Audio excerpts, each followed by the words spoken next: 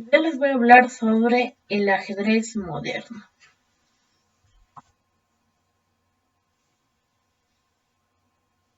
Se originó hace 500 años o más, en el siglo VIII. Lo trajeron los musulmanes a Europa, a España e Italia.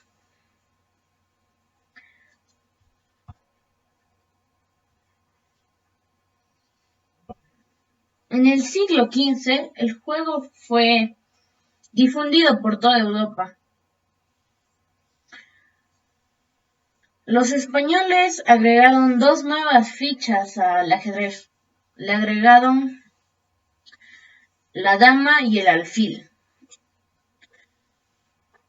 Agregaron a la dama en honor a la reina Isabel de la Católica, pero la convirtieron en la pieza más potente del tablero, lo que antes no era. Ok. Comenzaron a ser registradas con mayor frecuencia las partidas de ajedrez. En el siglo XVIII se fundaron los primeros clubes para la práctica de ajedrez y federaciones deportivas en Europa. Y debido a la gran cantidad de pequeños torneos que ocurren por el continente de Europa, en 1851 se celebró el primer torneo internacional de Londres, donde el ganador fue Ruy López de Segunda. Fue el primer campeón. La popularidad de estas competiciones la llevaron a nivel internacional. Se creó un campeonato del mundo, el primer campeonato del mundo, ganado por Wilhelm Steinitz en 1886.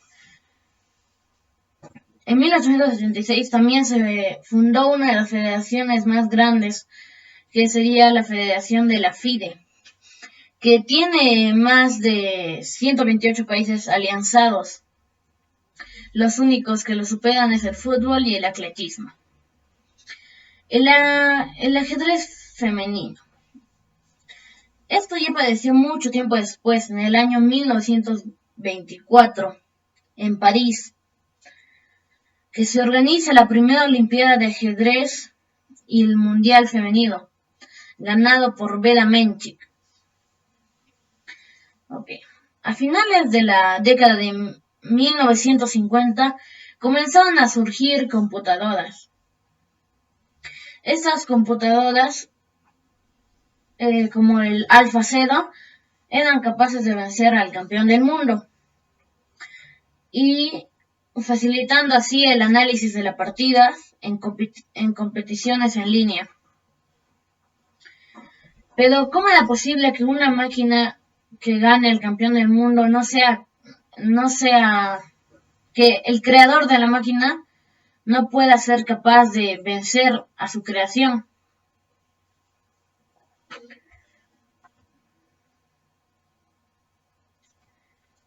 Okay. El top 10 de los mejores jugadores según la FIDE. Alexander Alekhine en el top 10. Mikhail Tal, Emanuel Lasker, Vladimir Karnik, Mikhail Botvinnik, Anatoly Karpov, el cubano José Raúl Capablanca, el inglés Bobby Fischer, el noruego Magnus Carlsen, el actual campeón del mundo, y Garry Kasparov, que fue un ruso. Ya.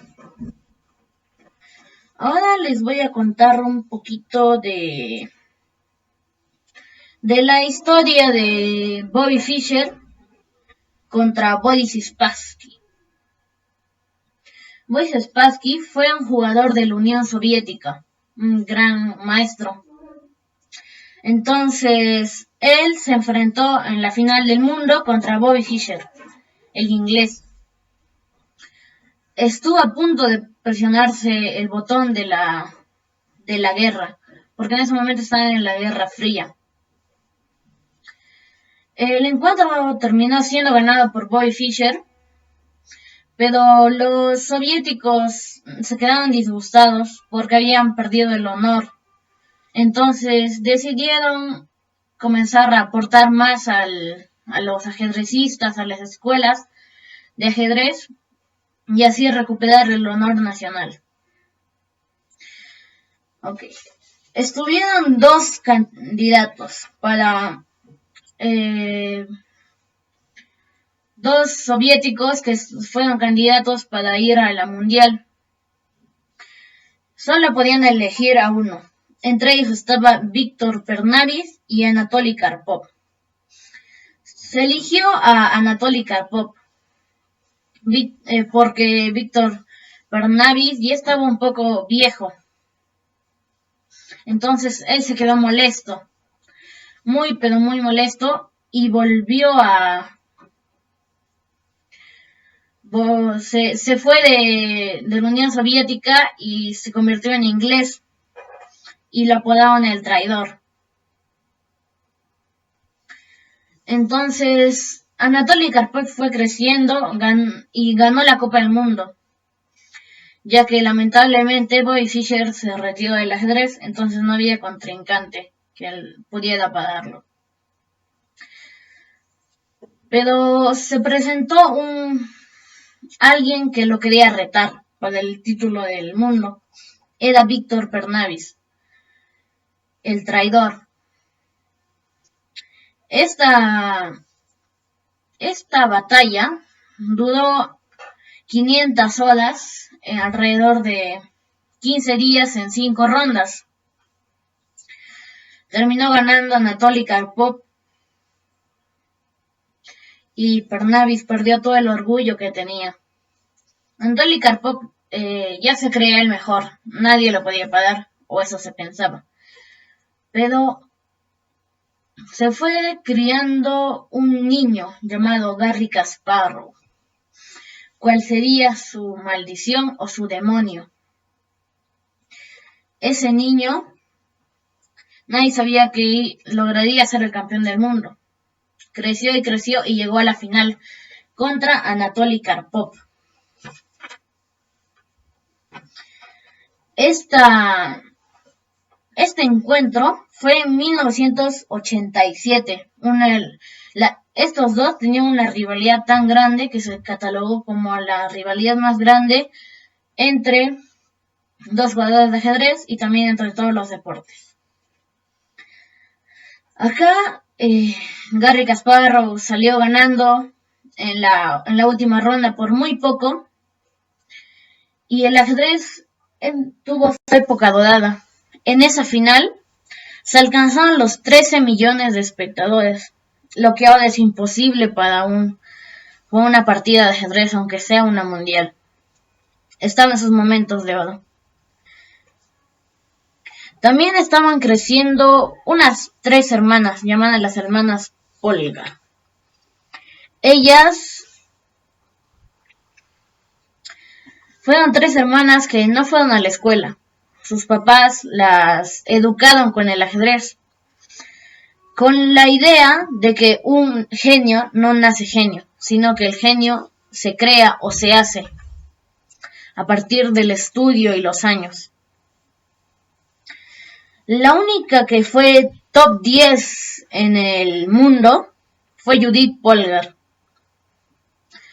Acá en el top 10 de los mejores jugadores según la FIDE, yo no estoy de acuerdo en todo. A mí me pareció de que en verdad, en vez de Alexander Alekhine, debería estar Judith Polgar, que fue una gran jugadora, que ganó el mundial, el título mundial. A ver, una de las curiosidades más extrañas del ajedrez es de que la máquina es muy buena jugando al ajedrez, gana a todos, pero la máquina no es perfecta. No juega el ajedrez perfecto como el 3 en raya o las damas. ¿Por qué?